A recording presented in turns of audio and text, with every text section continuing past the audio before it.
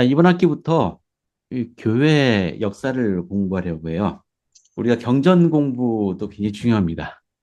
근데 이게 교회 역사를 아는 것도 이 중요한 게 가끔 사람들이 우리가 전혀 모르는 이야기 가져와갖고 야, 너희들 옛날에 이랬었어. 너 모르지? 그러면 나 모르는데 그런 일이 있었어. 그러면은 우리 공격하는 사람들에게 이 대답할 게 없어져요. 이거 올바로 알지 못하고 있으면 그렇습니다. 실제로 옛날 성도들이 어떤 일을 겪었고 그, 이, 그 배경에는 어떤 일이 있었고 하는 것들을 어느 정도 이해하고 있어야 돼요. 거의 200년 가까운 역사이잖아요. 그러니까 예, 할 이야기도 많습니다. 지금 교회에서는 요 성도들이라는 책을 편찬해서 우리가 읽어볼 수 있도록 하고 있습니다. 옛날에 그 교회 역사책은 딱딱하고 재미없었는데 요건 소설같이 졸졸 익혀요. 그래서 여러분이 읽어보시기 바랍니다. 네, 읽기 과제예요. 그리고 교회 자료실 가보시면은 여기 교재 및 공과 여기 들어가시면요. 여기 가운데쯤 보면 교회 역사라고 있어요. 여기 보면 이제 우리 교회 역사에 관련된 자료들이 많이 있습니다. 우리 성도들 1권, 2권, 3권도 여기 보이시죠? 음. 또는 여기 종교교육원 들어가시면은 여기도 예, 예, 가운데 줄에 왼쪽에서 두 번째 보시면은 후기 성도 역사 교사 자료가 있죠. 제가 요걸 가지고 이 강의 준비할 거예요. 여러 선지자들의 예, 교회 지도자들의 말씀도 포함되어 있기 때문에 여러분들도 요거 좀 참조하도록 제가 할 겁니다. 그리고 그 옆에 성도들 읽어온 내용 또 있네. 자, 요걸 읽어봐 주세요. 분량이 적진 않아요. 이 바쁜데 언제 이거 다 읽냐? 예, 괜찮습니다. 여기 보시면은 핸드폰으로 여기 내용 들어가시면은 어, 그냥 이렇게 읽을 수도 있고요. 또 여기 오른쪽 아래 보면은 여기 헤드폰 표시가 나오잖아요.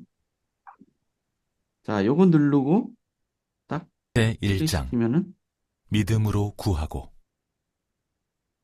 네, 목소리 좋은 성우분이 1815년 인도네시아 읽어줘요. 숨바와 섬은 얼마 기계, 전에 내린 비로 예, 초목이 인공지능 무성했다. 음성이 아니고 실제로 사람 목소리 농가들은 녹음한 연회와 겁니다. 다름없이 그러니까 탐보라 화승아를 요걸 일군 여러분 논에서 출근하시는 벼농사를 지으며 길이나 뭐 학교 가시는 길이나 오가는 길에 이어폰 꽂고서 들으면서 다니시면은 매주 독서 분량 충분히 읽을 수 있습니다.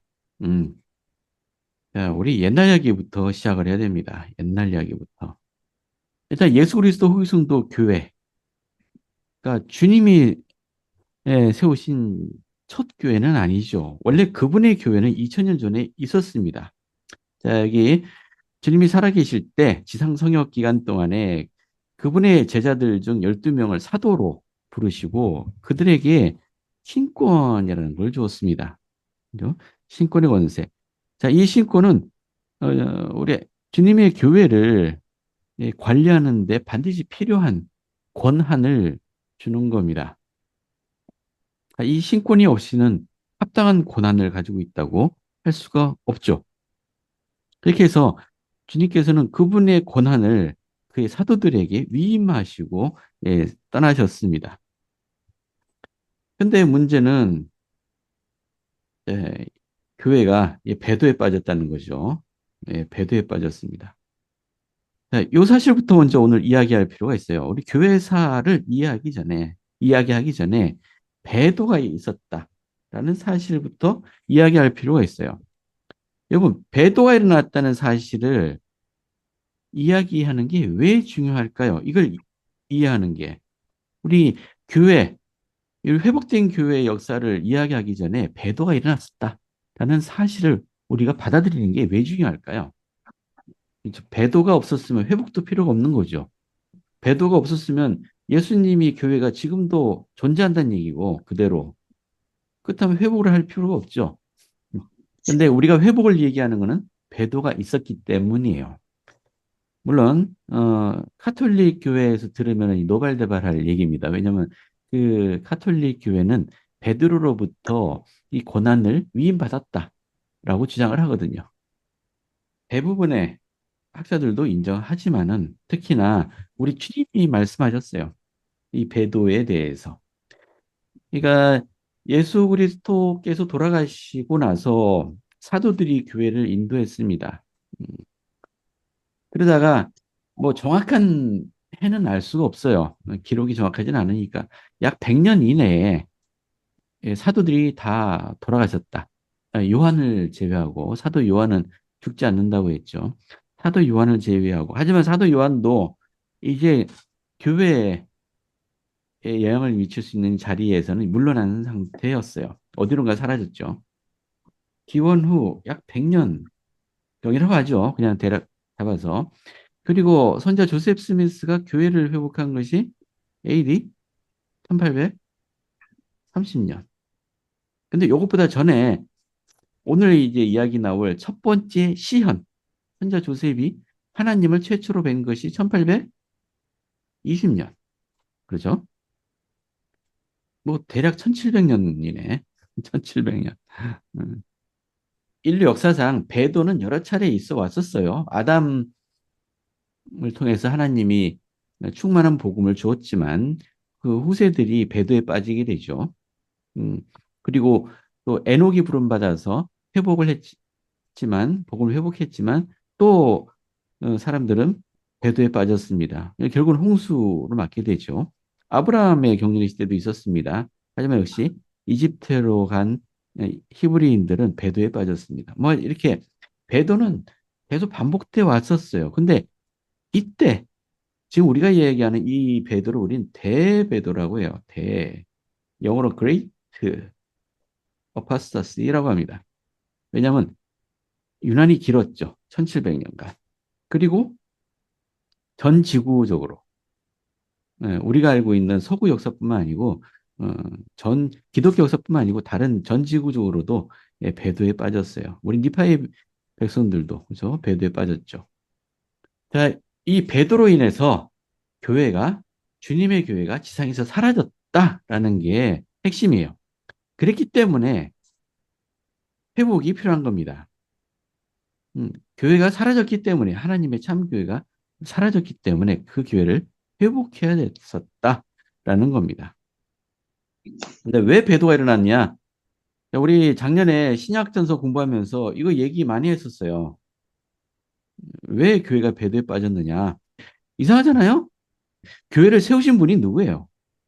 우리 주님이잖아요. 딴 분도 아니고 우리 하나님이잖아요. 그 구약의 어느 시대에도 없었던 일이잖아요.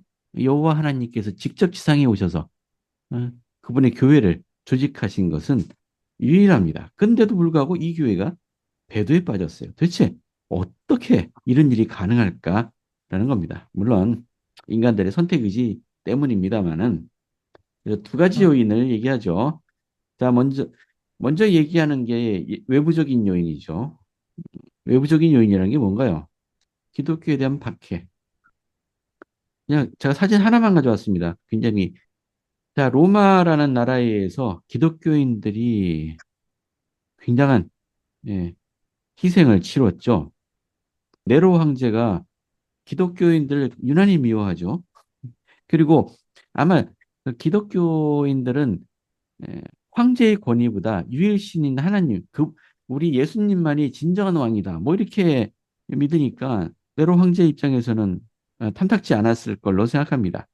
뭐 그렇다 할지라도 이 로마 내에 이교도들도 많고 한데 왜 유독 기독교인들이 이렇게 박해했을까 의아하기도 합니다. 어쨌든 간 이 로마의 박해로 인해서 사도들이 모두 다 처형당했습니다. 요한도 죽을 뻔했죠. 사도 요한도. 근데 반모섬으로 유폐되기만 했어요. 그리고 나서는 풀려난 모양인데 그 다음에 어디 갔는지는 우리 모릅니다. 네, 요한은 죽지 않고 예수님의 재림 때까지 지상에 머물도록 허락받은 사람이잖아요. 지금도 어딘가 있겠죠. 음. 자, 그래서 교회에 박해가 로 인해서 많은 성도들이 희생당했습니다. 근데 그것뿐만이 아니죠. 성도들의 희생만으로 교회가 무너지진 않죠. 예? 사도들이 사라졌다는 얘기는 신권이 사라졌어요. 신권의 권세가 사라졌습니다. 그러니까 교회가 유지될 수 없죠. 근데 사실 이거보다 더 중요하다고 생각되는 게 내부적인 요인이에요.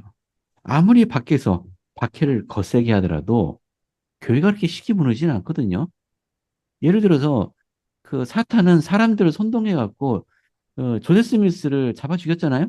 결국은 사람들은 그렇게 생각했죠. 조세 스미스만 없으면은 저 몰몬들은 다 흩어질 거다 생각을 했습니다. 근데 그렇게 됐나요? 아니죠. 이렇게 이 핍박하면 할수록 이 교회는 더 단단해졌어요. 더 뭉치고 교회 안에 배신자들도 있었음에도 불구하고 그럼에도 불구하고 충실한 성도들은 더욱더 단합을 했습니다.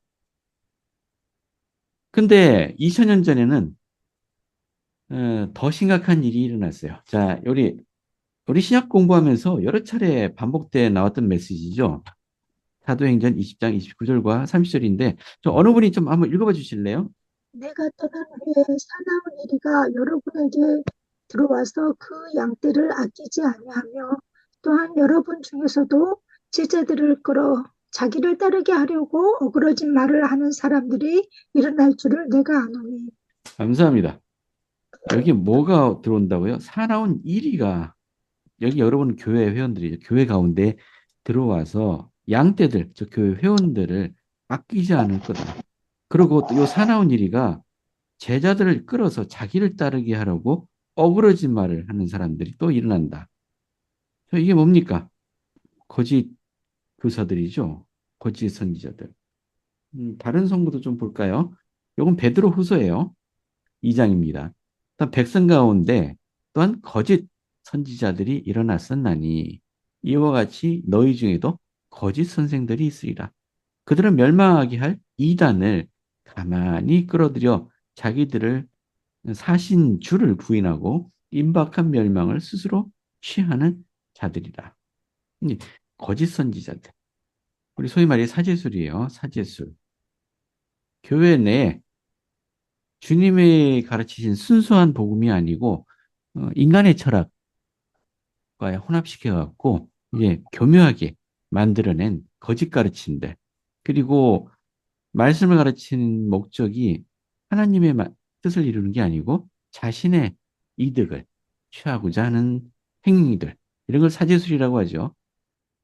그래서 배도가 일어난 내부적인 요인이 뭐라고요? 예, 거짓 교사들이에요. 거짓 교사들. 이게 위험한 게 박해로는 교회를 무너뜨릴 수 없어요. 근데 거짓 교사들은 교회 안에 회원들의 신앙을 흔들어 버립니다. 교회를 분열시키고요. 그것뿐만 아니고 아마도 우리 데살로니가 후서 공부할 때 이거 한번 언급했었죠. 데살로니가 후서 2장 7절과 8절입니다. 불법의 비밀이 이미 활동하였으나 지금은 그것을 막는 자가 있어 그 중에서 옮겨질 때까지 하리라. 그죠? 그때 불법한 자가 나타나리니 주 예수께서 그 입의 기운으로 그를 죽이시고 강림하여 나타나심으로 피하시리라. 여기 보면 불법의 비밀이라는 말이 나오고요. 이게 활동하고 있다고 합니다. 그리고 불법한 자가 나타났다. 나타나리니 뭐 이렇게 표현했어요. 요건 사탄이죠. 루시퍼. 그럼 불법의 비밀이 뭐냐? 우리 후기 성도들이 굉장히 주목하는 것 중에 하나죠. 왜냐하면 다른 기독교계에서는 이거 얘기 안 해요. 왜냐하면 이런 거 있는지도 모릅니다. 그렇죠. 예, 비밀결사입니다. 이 카인 때부터 있었던 거예요. 비밀결사의 주 목적이 뭐죠? 왜 사람들이 비밀결사를 만들죠? 권력을 얻기 위해서요. 권력을 얻기 위해서. 그래서 비밀리에 자기 방이 되는 사람들을 살해하는 거. 비밀리에 불법을 행하는 거. 이게 비밀결사죠. 근데 비밀결사는 그 뒤에 사탄이 있어요. 왜 비밀결사라는 것을 만들어서 활동하느냐? 예, 하나님의 왕국을 무너뜨리기 위해서요. 하나님의 왕국을. 하나님의 왕국이 뭐냐? 그럼 우린 교회. 그죠? 교회를 하나님의 왕국이라 합니다. 그리고 또한 다른 의미로는 실제 그리스도께서 다스리시는 그분의 왕국. 우리 복천년이 되면은 그리스도께서 직접 세상을 다스린다고 하시죠. 자, 이렇게 그리스도께서 직접 다스리시는 왕국, 그리고 그리스도께서 이 왕국의 백성들이 존재하는 곳, 교회. 자, 이렇게 얘기해요. 그래서 지금 하나님의 왕국 하면 교회를 얘기하는 겁니다. 그럼 악마의 왕국도 이게 대비되는 게 있겠죠. 악마의 왕국이 있으면 악마의 교회가 있겠죠. 그리고 악마의 왕국도 있을 거예요. 잘 보세요. 방금 얘기했던 것. 악마의 교회. 그러니까 하나님으로부터 사람들을 분리시키는, 사람들을 하나님으로부터 마음을 돌이키려고 하는 목적을 가진 모든 사상, 철학, 조직 이런 것들은 다 악마의 교회에 속해요. 이 악마의 교회의 가르침의 주 주요 소재가 뭐겠습니까? 이 악마의 교회는 어떤 가르침으로 되어 있겠습니까? 이게 사제술이에요. 그리고 악마의 왕국, 실질적인 권력을 이루는 근간에 뭐가 있겠습니까? 예, 이게 비밀결사가 이 근간에 있어요. 그리고 지금 실제로 이 두 가지가 세상에 존재하고 있고 눈에 보이고 있습니다. 자, 눈이 있는 사람들은 볼 수 있을 거예요. 자, 주님께 많이 간구하시고 영감으로 이걸 분별하셔야 됩니다. 아마 2000년 전에도 비밀결사가 활동을 했었을 테고 우리 하나님의 교회 안에 은밀히 이단자들, 교회 가르침을 어거러뜨리는 목적을 가진 사람들이 활동하도록 도왔을 테고, 그래서 교회 안에 거짓 교사들, 거짓 선지자들이 나타나게 했을 테고, 외부적으로는 이 권력자들과 결탁해서 이 기독교인들을 박해했을 겁니다. 이렇게 해서 실제로 이 교회가 허물어져 버리게 됩니다. 물론 신앙이 강한 자들은 끝까지 버티고 그들의 신앙생활을 유지했을 거예요. 하지만 교회라는 조직이 기반을 잃어버린 이상, 이거 허물어진 이상, 충실한 성도들도 대를 이어서 신앙을 이어갈 수는 없죠. 왜냐하면 신권이 사라졌잖아요. 우리 아버지 신권 가지고 계셔. 해도 신권의 열쇠를 가진 분이 사라졌잖아요. 예. 이 사도들이 다 사라졌어요. 그러면 이 신권을 가진 사람들이 의식을 행할 수가 없어요. 뭐 침례를 준다든지 뭘 해도 의미가 없어집니다. 열쇠를 수여한 사람들이 없어지면은. 자, 이렇게 해서 배도의 시기가 왔습니다. 자, 1700년 동안 배도가 있었어요. 사제술이 인간의 철학과 뭐 이런 거랬는데 그렇다고 해서 철학이 다 아, 나쁘다고 할 물론이죠. 수는 없는 거죠. 근데 지금 음, 어떤 부류의 철학을 말하는, 예를 들면 뭐 어떤 걸라고 생각하면 될까요? 경전안에서 사제술 잠깐 찾아볼까요? 여기 잘 설명하고 있어요. 그리고 사제술에 관련된 성구들도 잘 모아져 있고요. 한번 보세요. 사제술. 사람이 세상의 이득과 칭찬을 얻고자 전도하며 세상에 스스로를 빛으로 내세우는 것. 그들은 시온의 복리를 구하지 않는다. 이건 니파이 후서 26장 29절에 있는 정의예요. 사제술이란. 자, 그러니까 하나님의 말씀인 것처럼 사람들을 가르쳐요. 이것이 진리이다 하는 것처럼. 근데 진짜 하나님의 말씀이 아니고 그 말씀을 전하는 목적이 뭐라고요? 이득과 칭찬, 그리고 스스로를 빛으로 내세우는 것. 하나님의 왕국을 세우는 게 아니고 자신을 빛 가운데 드러내는 겁니다. 이들은 시온의 복리를 구하지 않습니다. 이런 모든 것들은 사제술에 속해요. 그럼 이 사제술이라는 게 교회 안에 들어오게 되는 이유가 뭐냐? 근본적인 이유가. 그냥 갑자기 사람들이 교만해서 갑자기 이런 생활을 하게 되느냐? 그게 아니죠. 교만한 사람들의 마음속에 사탄이 스며넣는 생각이에요. 너 교회에서 열심히 봉사했잖아. 그럼 이제 좀 교회에서 인정도 받고 칭찬도 받고 인기도 얻고 싶지 않아? 이런 마음이 들 수도 있죠. 자, 이런 것들이 다 사제술의 동기가 됩니다. 사탄이 이렇게 하는 이유는 우리 사람들을 하나님으로부터 멀어지게 하는데 목적이 있는 거죠. 아까 제가 철학 얘기를 해서 좀 혼란스러울 수도 있겠는데 우리 성전에서 의식받으면은 이 사제술이 어떻게 만들어지는지 설명하잖아요. 그러니까 하나님의 말씀을 어그러뜨리는데 어떤 식으로 하나님의 말씀을 왜곡시키나요? 인간의 철학과 하나님 말씀을 섞는 겁니다. 인간의 철학도 좋은 거예요. 순수한 학문이잖아요. 근데 순수한 학문은 하나님에 대해서는 얘기하지 않아요. 근데 하나님께서 주신 순수한 복음, 이건 하나님에 대해서 얘기하죠. 근데 이 두 개를 교묘하게 섞어요. 그래서 그럴싸하게 만듭니다. 사람들에게 설득력이 있는 새로운 교리를 만들어내요. 이런 게 사제술이에요. 악마의 교리가 탄생하는 거죠. 근데 문제는 설득력이 있다는 게 문제야. 굉장히 설득력이 있고 혹하게 한다는 게 문제입니다. 그래서 사제술이 위험해요. 요 말씀은 그냥 제가 쭉 읽으면서 넘어갈게요. 자, 뭘 얘기하고 싶은 거냐면은 우리 1700년 동안 배도의 시기가 있었잖아요. 그리고 선지자 조세 스미스가 첫 번째 시연을 본 1820년. 그리고 이렇게 얘기하죠. 기나긴 어둠을 끝내고 마침내 하늘에 열렸다라고 근사하게 표현하죠. 그러면 그동안에 하늘이 닫혀 있었나요? 아니, 1820, 그러니까 이게 1700년 동안 하나님은 그러면 조세 스미스 이외에는 아무에게도 계시를 안 주신 건가? 조세 스미스만이 이렇게 기도하고 응답받은 유일한 사람이었을까? 그건 좀 이상하잖아요. 1700년 동안 그런 사람이 하나도 없었을까? 아, 그랬을 리는 없죠. 하나님이 아무에게도 계시를 안 줬다는 얘기는 하나님 놀고 계셨다는 얘기잖아. 1700년 동안. 그랬을 리는 없죠.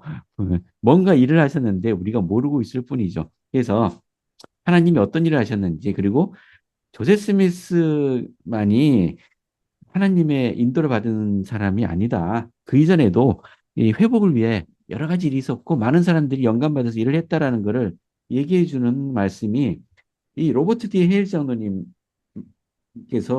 2005년 11월로 리아운하니까 연차대회에서 하신 말씀이네.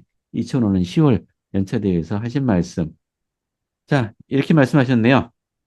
본래 성경은 히브리어와 그리스어로 되어 있었다고 하세요.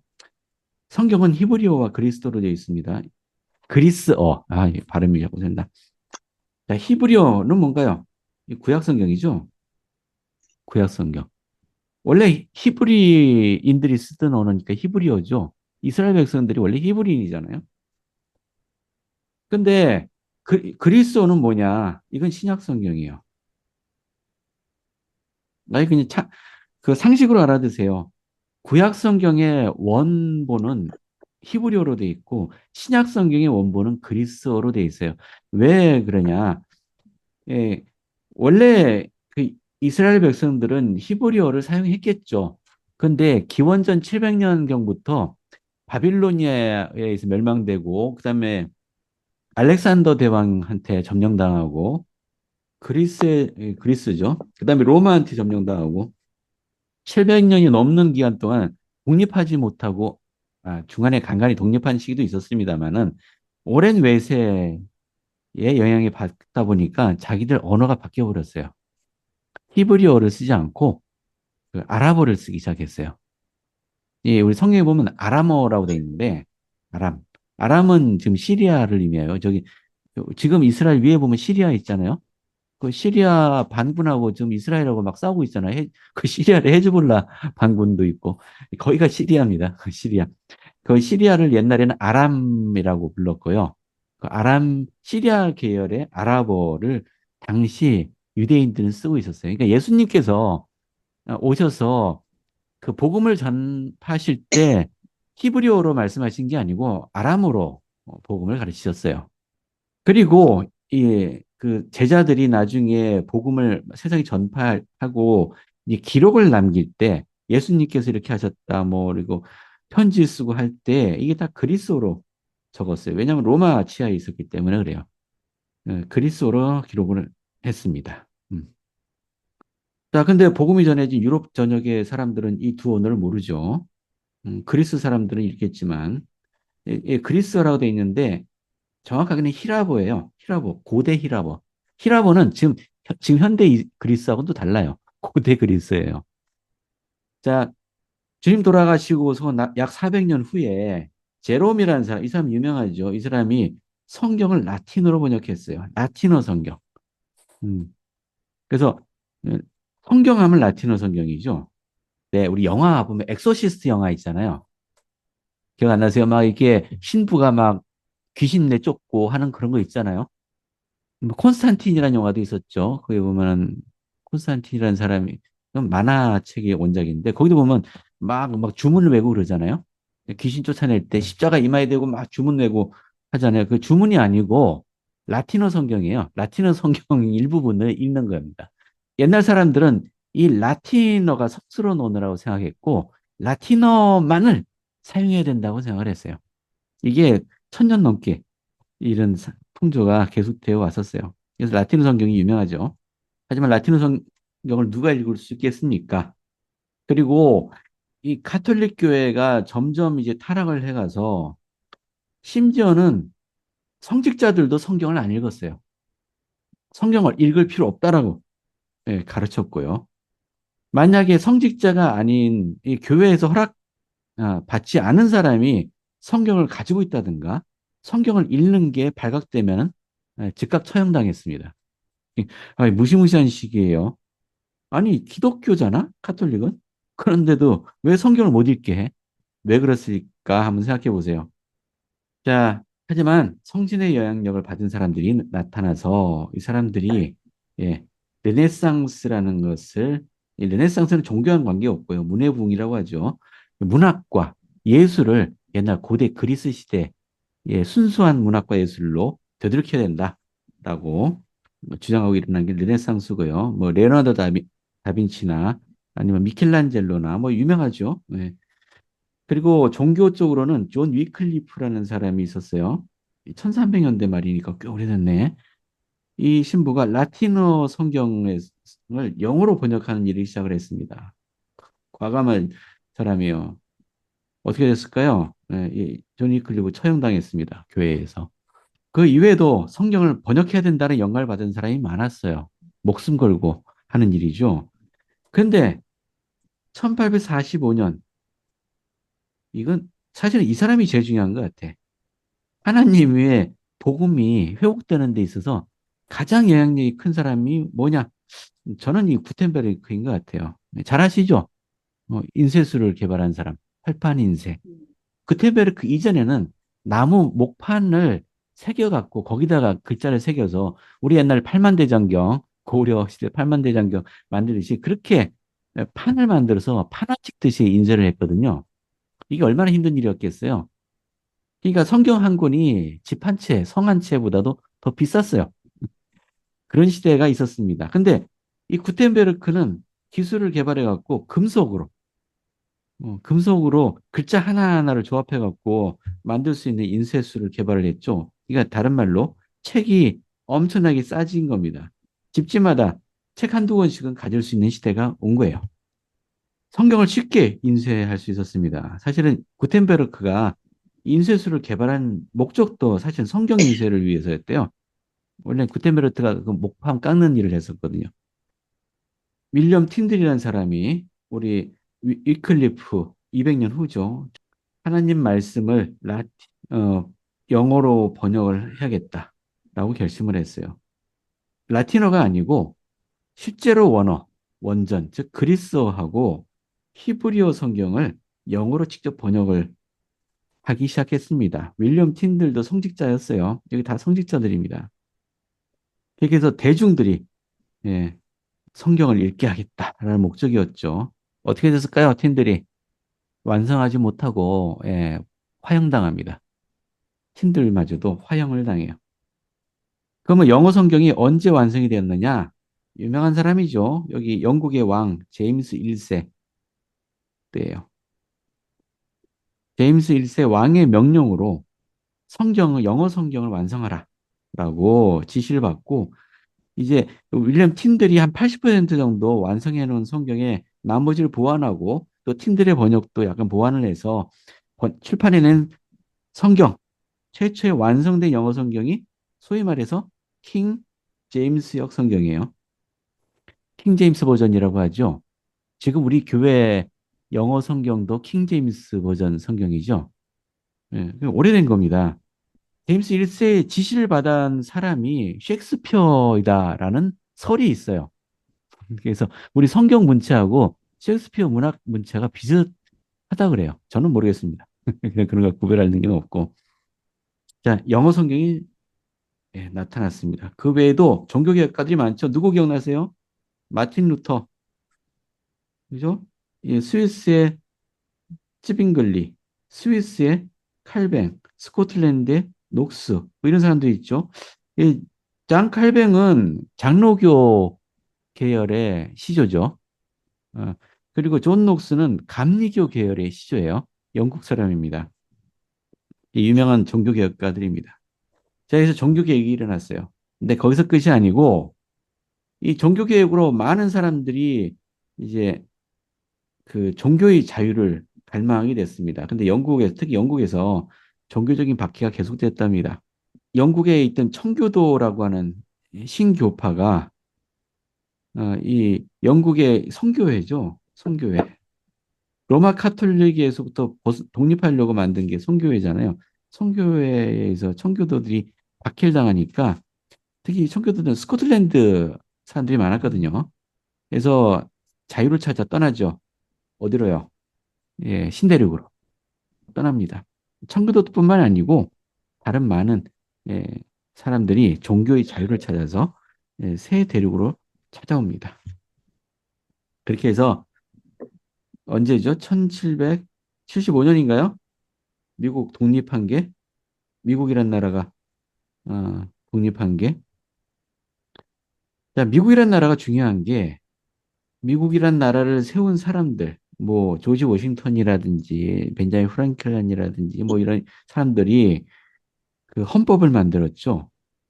최초의 자유헌법. 특히나 종교적 자유를 명시한 헌법이에요. 이 미국 헌법이 중요해요. 지금 자유민주 진영에 있는 거의 대부분의 나라들의 헌법이 미국 헌법을 기반으로 만들어진 겁니다. 그러니까 우리나라 헌법도 그 기초는 미국 헌법이 기초예요. 예, 그만큼 중요해요. 전 세계적으로 큰 영향을 미친 헌법입니다. 헬정 의님이 말씀을 이렇게 마무리 짓습니다. 그래서 어려서부터 조셉은 종교라는 주제로 많이 명상하고 생각을 했었는데 첫 번째, 그는 종교의 자유가 있는 나라에서 태어났어요. 두 번째, 성경이 영어로 번역되어 있었기 때문에 조셉은 성경을 읽을 수가 있었어요.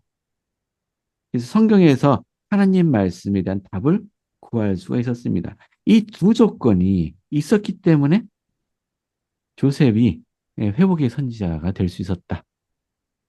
아니면 다르게 얘기할 수 있을까요?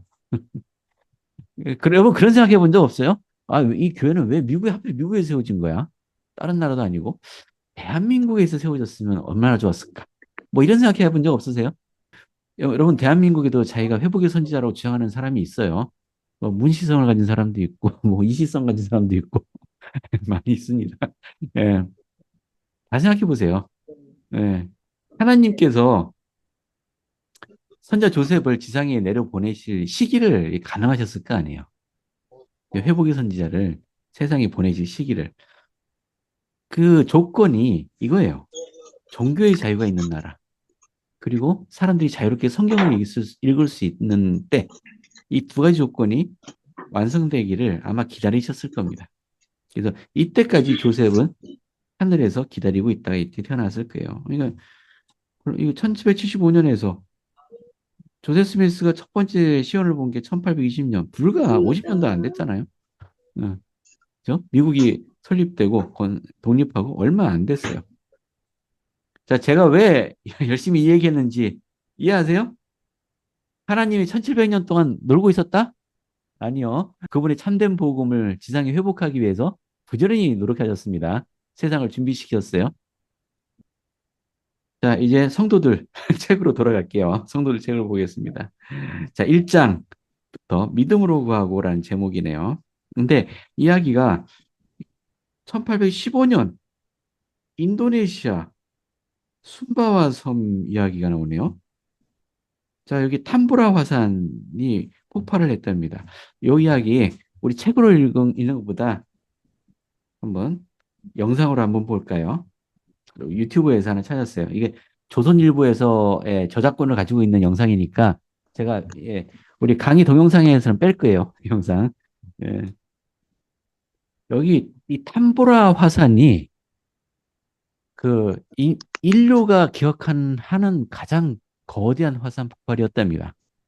그리고 저도 좀 더 찾아봤는데 그 지질학자들 특히 화산 활동을 연구하는 학자들 얘기를 들어보니까 그 지구 역사에서 이 탐보라 화산 폭발은 수백만 년에 한 번씩 일어나는 대화산 폭발 중에 하나인데 그 중에 자신들이 발견한 것 중에서 세 번째로 큰 화산 폭발이었답니다. 예, 지구 역사에서. 그만큼 엄청난 화산 폭발이 있었어요. 근데 우리 이 교회사 처음에 이 탐보라 화산 얘기부터 나오는 게 의아하죠. 그 아까 잠깐 영상에도 나왔지만 이쪽 미국 동부 지역에 여름에도 서리가 내릴 정도로 예, 추웠어요. 그 가장 더운 여름에도 영상 15도를 넘어가지 않았다고 해요. 그러니까 이 당시 조세 스미스 가족은 버몬트주, 이 버몬트주의 샤론이라는 곳에 살고 있었어요. 조세 스미스 2세가 탄생한 한 곳이기도 하고요. 특히 동쪽 지역에 특히 피해가 심했다고 해요.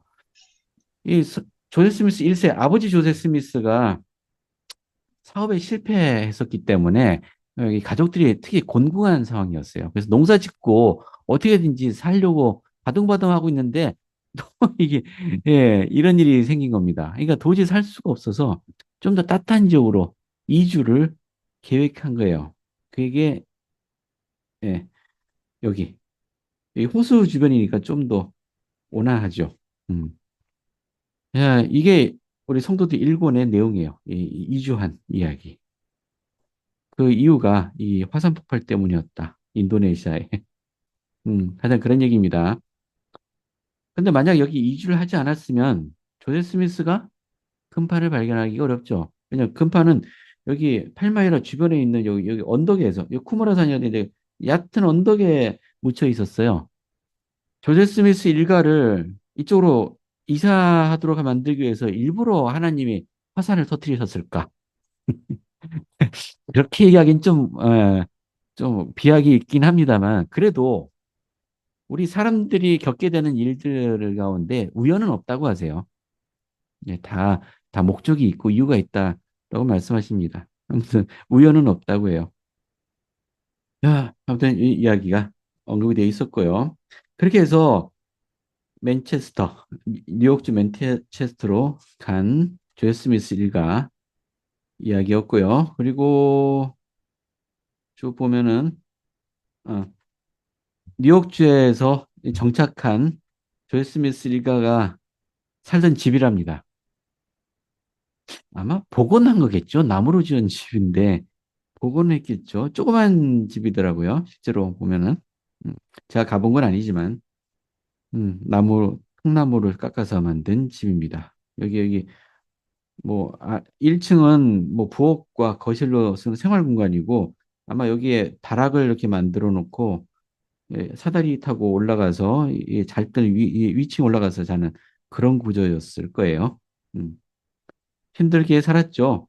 보면은 자, 1년 넘게 저축을 했답니다. 그 끝에 스미스 일가는 팔마이라 남쪽에 맞닿은 맨체스터의 숲에 120평 남짓한 땅을 계약할 만큼의 돈을 모았다. 이 계약했단 말은 매입했다는 얘기입니다. 수정을 좀 해야겠네요. 120평이 아닙니다. 12만 평이에요. 12만 평. 아니, 120평 땅에다가 무슨 단풍나무 심고 과수원 만들고 농작물 심고 하겠어요. 120평 얼마 된다고. 영어로 그래서 찾아보니까 영어로 100에이커라고 돼 있었어요. 100에이커. 1에이커가 그 0.4헥타르예요. 1헥타르가 가로 세로 100m니까 그 우리 초등학교 하나 사이즈가 한 1헥타르 정도 된다고 보시면 돼요. 1헥타르. 그러니까 100에이커면은요. 40헥타르니까 초등학교 40개 들어갈 면적이에요. 그게 120평일 리가 없잖아요. 12만 평. 제가 계산해 보니까 12만 평이 맞는 것 같아요. 약간 예, 그 인수하실 때 좀 오류를 하신 것 같아. 자, 그래서 간간히 살아나갔다. 뭐 그런 얘기예요. 학생 교재에 있는 조세 스미스 본인의 말도 좀 읽어볼까요? 12살쯤 되었을 때, 조셉이 10살 때 다리에 수술받은 이야기가 우리 성도들에는 언급이 되어 있어요. 10살 때. 큰 수술이었대요. 뭔지 모르지만 어떤 감염이 다리에 그 염증이 생겼는데 이 염증이 뼈에까지 닿았다고 해요. 그래서 그 뼈를 일부 깎아내는 수술을 받았대요. 10살짜리가. 근데 이때는 마취 기술이 없던 때라 그냥 냉정신으로 그 살을 째고 뼈를 깎는 수술을 받았다고 해요. 우리 삼국지에 나오는 관우는 뭐 술 한잔 마시고 바둑 두면서 뭐 웃으면서 술 받다 하지만 그거는 예, 아마 그냥 꾸며낸 얘기일 테고 10살짜리 소년이 아주 극심한 고통을 겪었던 것 같아요. 이게 회복되는데 수년이 걸렸던 것 같아요. 그래서 아마 일찍 조숙했던 것 같습니다. 12살쯤 됐을 때 나는 내 불멸의 영혼의 복리에 관한 온갖 중요한 문제를 깊이 생각하고 염려하게 되었다. 나는 마음속으로 인간 세상의 상황과 관련된 많은 것, 즉 다툼과 분열, 사악함과 가증함, 그리고 사람들의 마음을 뒤덮은 어둠에 관하여 깊이 생각했다. 내 마음은 몹시 괴로워졌다. 내가 내 죄를 깨달았기 때문이다. 나는 나의 죄와 세상의 죄에 대해 나는 깊은 슬픔을 느꼈다. 만 12살이면 제가 초등학교 6학년 때거든요. 아니, 12살짜리가 무슨 죄를 졌길래 죄를 깊이 깨달았다고 얘기하는 걸까요? 오늘 좀 더 읽어볼까요? 아마 저 책에 보면 나오지만은 1815년에서 20년, 3년까지, 요 시기에 이쪽 뉴욕주 서부 지역에 그 각성운동, 대각성운동이라는 게 미국에서 벌어져요. 그러니까 원래 이 사람들이 종교의 자유를 찾아서 이주해 온 사람들이잖아요. 근데 뭐 독립전쟁도 겪고 뭐 이런저런 하다 보니까 또 노예도 부리고 뭐 하게 하다 보니까 사람들이 너무 세속적이 되었고 안 되겠다 싶어서 종교적으로 각성해야 된다라고 일부 그 종교인들이 주장하면서 어떤 각성 운동을 일으켰다고 해요. 그래서 뭐 1차 각성 운동, 2차 각성 운동, 뭐 3차 각성 운동 그 장로교, 감리교, 침례교 각각 목사들이 막 그냥 열성적으로 말하자면 선교 사업을 하던 때예요. 열심히. 근데 문제는 선교 사업만 열심히 한 게 아니고 자기들끼리 또 싸웠다는 게 또 문제이기도 하죠. 그래서 예, 한 사람이라도 더 신도들을 끌어들이기 위해서 막 갈등을 일으키기도 했었던 모양이에요. 그래서 조셉은 도대체 어느 교회에 자기가 속해야 되는지 모르겠다 하면서 아마 이런 생각을 했던 모양이에요. 음. 자, 그런 와중에 요거는 조세 스미스의 기록이 아니고 B.H. 로버츠라는 사람의 기록인데요. 여러분 잘 모르시죠? B.H. 로버츠라는 사람. 근데 우리 교회사에는 꽤 유명한 사람이에요. 조셉을 직접 만나기도 했고, 나중에 70인으로 봉사했었는데, 교회에 많은 이 저서들을 남기기도 했었습니다. 근데 이 로버츠 장로가 전해준 이야기예요. 조셉에게 들은 이야기를 전해준 겁니다. 감리교 목사인 레인이라는 목사가 어느 교회에 속해야 하는가라는 주제로 설교를 했답니다. 조셉의 마음에 확 들어왔겠죠. 어느 교회에 속해야 하는가. 네? 그러면서 이 설교를 하면서 야고보서 1장 5절을 인용했대요. 우리 야고보서 1장 5절. 내용이 뭐죠? 야고보서 한번 같이 찾아볼까요? 자, 한번 같이 읽어볼까요? 너희 중에 누구든지 지혜가 부족하거든 모든 사람에게 후히 주시고 꾸짖지 아니하시는 하나님께 구하라. 그리하면 주시리라. 조셉의 마음에 확 와닿았던 모양이에요. 이 레인 목사가 이걸 인용했을 때. 그래서 집에 돌아가서 이 성경 펴고 다시 읽어봤습니다. 다시 읽어보니까 더 마음에 뭔가 와닿았던 모양이에요. 그래서 결심을 하죠. 아, 진짜 하나님께 가서 기도해 봐야겠구나. 음. 자, 이 부분은 우리 같이 한번 읽어볼까요? 조엘 스미스 역사 11절부터 내가 이들 종교적 열성자들의 논쟁으로 야기된 극심한 어려움으로 고민하고 있을 때 하루는 야고보서 1장 5절을 읽고 있었다. 그곳에는 다음과 같이 쓰여 있었다. 너희 중에 누구든지 지혜가 부족하거든 모든 사람에게 후히 주시고 꾸짖지 아니하시는 하나님께 구하라. 그리하면 주시리라. 경전의 어느 구절도 이때 이 구절이 내 마음에 임한 것보다 더 힘차게 사람의 마음에 임한 적은 결단코 없었다. 그 구절은 마치 큰 힘을 지니고 내 마음의 느낌 속으로 쏙쏙들이 파고드는 것 같았다. 하나님께서 오는 지혜를 필요로 하는 사람이 있다면 바로 나라는 사실을 알았기에 나는 거듭거듭 이 구절에 대해 깊이 생각하였다.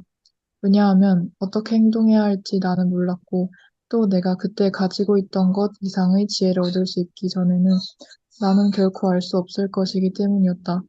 이것은 서로 다른 교파의 교사들이 같은 성경 구절을 너무나 서로 다르게 이해하여 성경에 호소하여 의문을 해결하는 것에 대한 모든 신념이 파괴되어 버렸기 때문이었다. 드디어 나는 암흑과 혼란 속에 머물든가 그렇지 않으면 야고보가 지시하는 대로 즉 하나님께 구하든가 해야겠다는 결론에 이르렀다.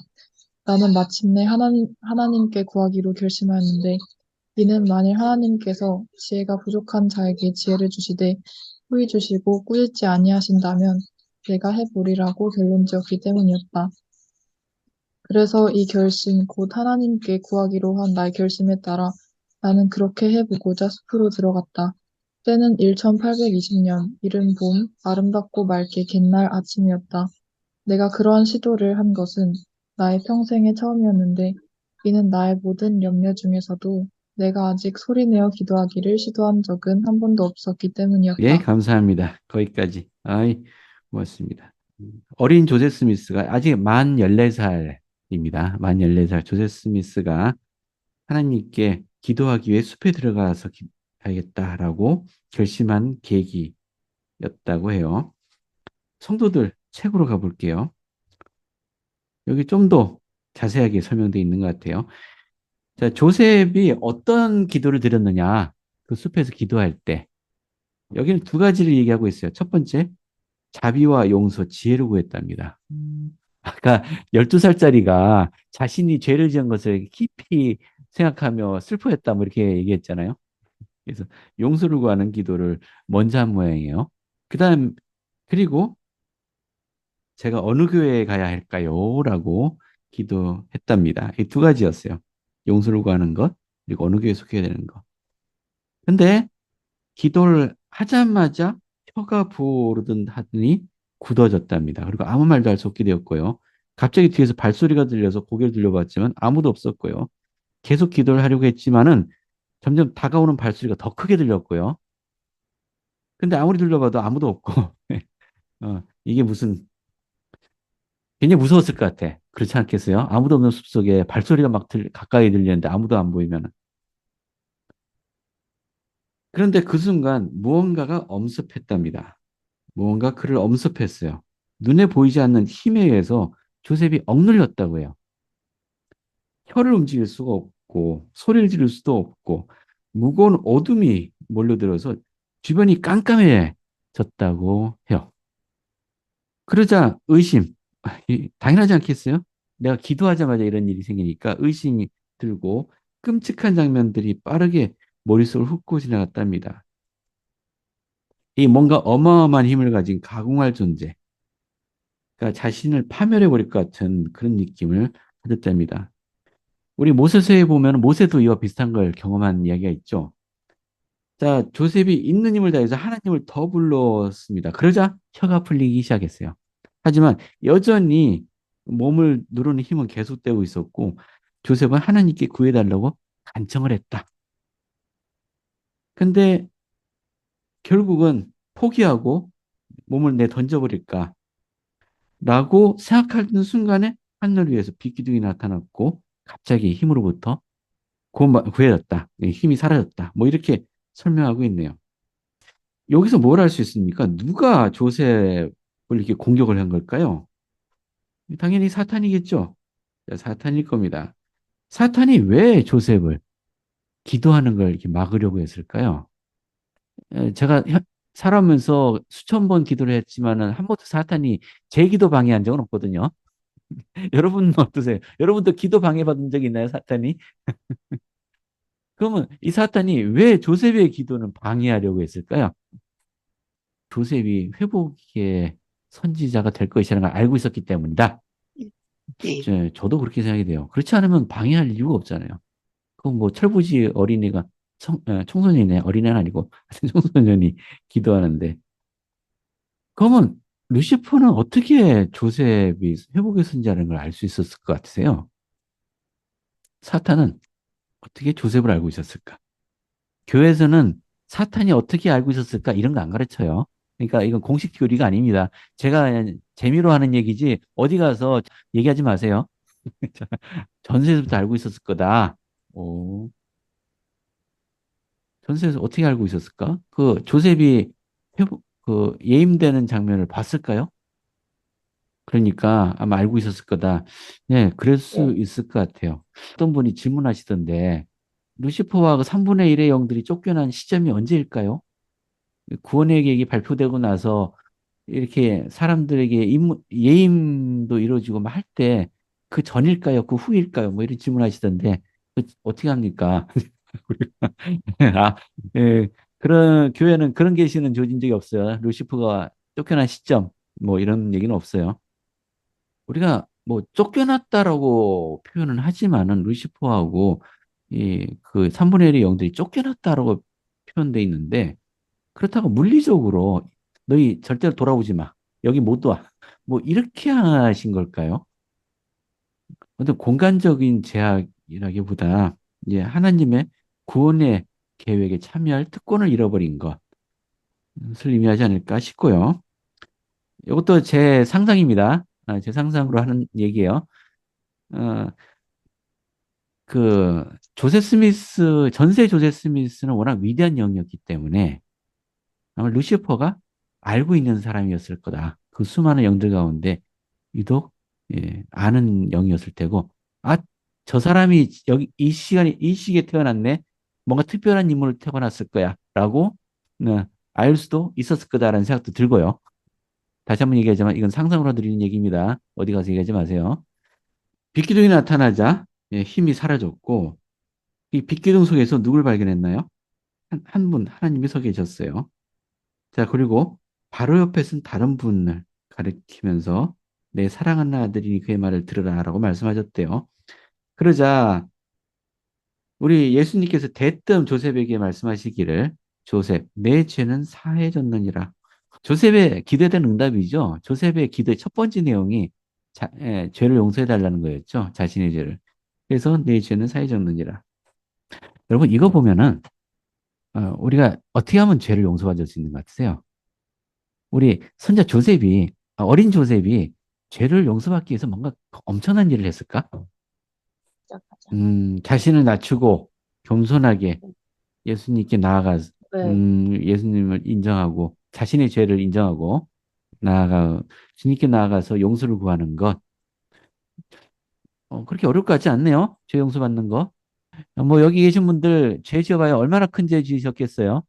그 엘마 2세처럼 뭐 사경을 헤매는 그런 그 정도는 필요 없을 것 같아요. 여러분들 주님께 겸손히 나아가면은 용서받을 수 있을 것 같습니다. 어린 조셉도 그랬겠죠. 그 죄를 용서받은 장면이 나와요. 음. 주님께 조셉이 여쭙죠. 제가 어느 교회 가야 할까요?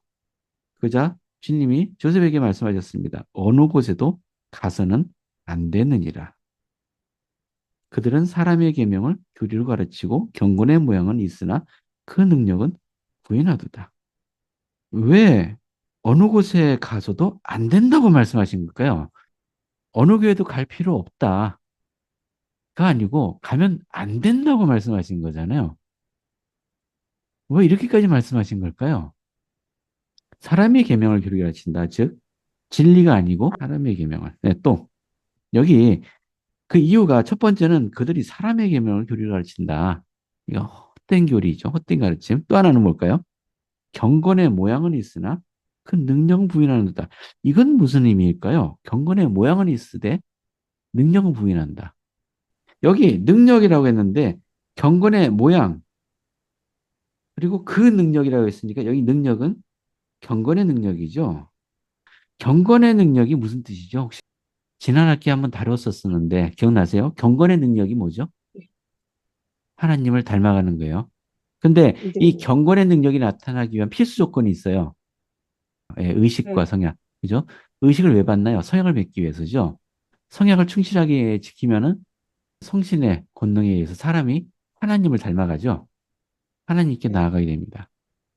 점점 하나님, 이게 경건의 능력이에요. 그러니까 사람이 점점 하나님과 같아지는 이 하는 게 이 경건의 능력인데 필수 요건이 뭐라고요? 의식이에요. 의식과 성약입니다. 근데 그러면 경건의 모양은 있다. 모양은 있어요. 뭡니까? 의식은 행해요. 근데 능력은 없어요. 왜 능력이 없죠? 신권이 없어. 그렇죠. 참된 신권을 가지고 있지 않으니까. 신권을 가진 사람에 의한 안수례로만 주어질 수 있어요. 자, 이해되죠? 그러면은 이 다음 것도 쉽게 이해되겠네요. 주님이 세상이 죄에 물들어 있다라고 하시면서 어느 교회도 선을 행하지 아니하나니 라고 말씀하셨어요. 복음에서 떠나 있고 내 계명을 지키지 않는다라고 하시면서 어느 교회도 선을 행하지 않는다. 정말 어느 교회도요? 하나도 없나요? 진짜 선한 교회가 하나도 없는 건가요? 조셉 시대에? 이것도 한번 생각해 보세요. 진짜 선한 교회가 하나도 없었을까? 아니면 다른 의미일까? 예, 우리 몰몬경 공부할 때 이거 잠깐 나왔었어요. 모르나에서 공부할 때. 그냥 제가 정리할게요. 이 우리 경전에서 또는 교회에서 말하는 굿네스는 뭐냐? 하나님께 인간을 하나님께 나가게 하는 것을 선이라고 하고요. 하나님으로부터 멀어지게 하는 걸 악이라고 해요. 그러니까 모든 선한 것은 하나님에게서 나오고 모든 악한 것은 악마에게서 나옵니다. 그렇다면 이 교회들은 이 교회에 찾아오는 사람들을 하나님께 나아가게 도울 수 있나요? 왜? 경건의 능력이 없다고 했잖아요. 신권이 없어요. 신권이. 그러니까 말로는 뭐든지 할 수 있고 이웃들한테 봉사활동도 열심히 할 수 있고 다 할 수 있지만 문제가 뭐예요? 사람을 구원으로 이끌지 못해요. 신권이 없기 때문에. 하나님이 보기에는 그러니까 선을 행하는 교회가 하나도 없다. 복음으로부터 떠나 있고요. 계명을 지키지 않는다. 하나님의 참 계명이 아니죠. 왜냐하면 사람의 계명을 교리를 가르치니까. 이게 첫 번째 시연에서 조셉 스미스가 받은 응답이었습니다. 사실은 우리 예수 그리스도에 대해서 좀 더 강조해야 되는데 제가 이야기하다 보니까 조금 약했네. 음. 우리 이야기 처음 시작할 때 예수 그리스도 이야기를 했어요. 예수 그리스도께서 그분의 교회를 조직하셨고 하지만 악한 인간들이 그분의 일을 좌절시키려고 해서 결국 교회가 지상에 사라졌고, 하지만 우리 주님은 오랜 시간 동안 세상을 준비시키고 이런저런 대비를 하셨습니다. 그리고 의로운 사람들 영감을 주시고, 해서 마침내 그분의 참 복음이 세상에 전해지도록 하셨다. 하나님의 일이 마침내 지상에 다시 펼쳐지기 시작한 순간이다. 자, 우리 여기까지 하겠습니다. 예수 그리스도의 이름으로 기도드립니다. 아멘.